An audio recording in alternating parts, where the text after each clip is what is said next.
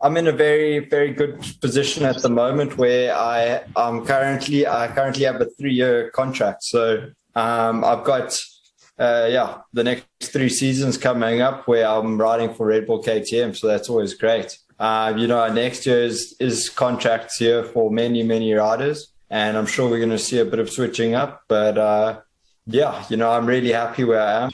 Of course, it always throws a spanner in the works when everyone's trying to shift all over the place. But I think for me, it's the great thing is I can really just be calm and take things as they come. Thinking about that 6th on the standings end of the season, overall happy. I mean, you had some great races throughout the year, especially that slippery, wet one that people are still talking about even today.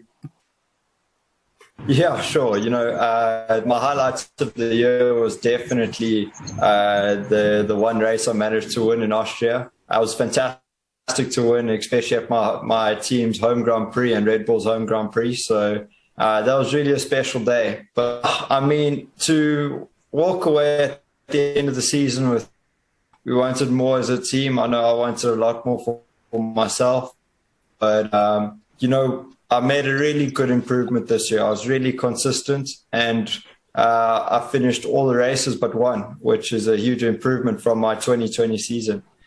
So all in all, I think I need to walk away happy, and we just need to see what 2022 brings us. Last one from me, Haley. Maybe the leaving of Valentino at the end of this season, how big was he for the sport and to see him go as a fellow competitor on your side? Yeah, Rossi he's the legend of the sport.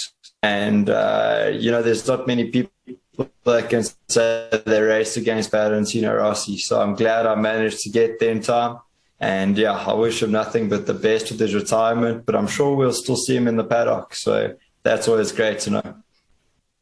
Because Haley, I yield back. But heading back to Joburg tomorrow. Right. Cool. Well, just a couple of questions from me. First of all, maybe let's take it forward. Your brother's going to be in the starting lineup on the grid next year.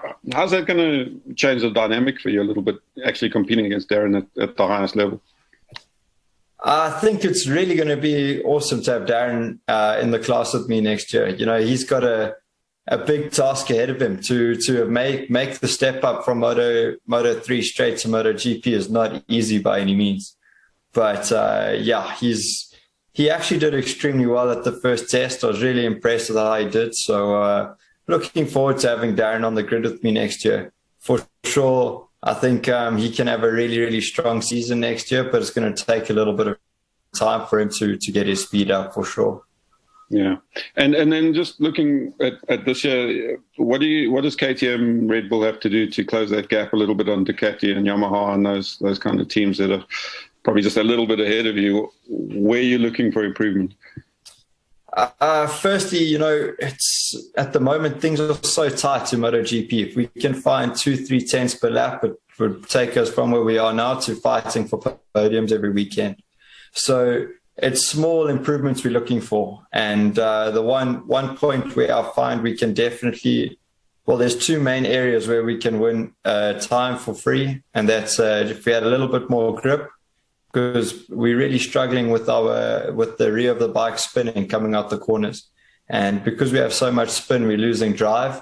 And also in the wheelie zones, we just maybe wheeling a little bit too much and not quite getting as much power down to the ground as we need to. So that's the main things at the moment that we really need to work on for the 2022 season.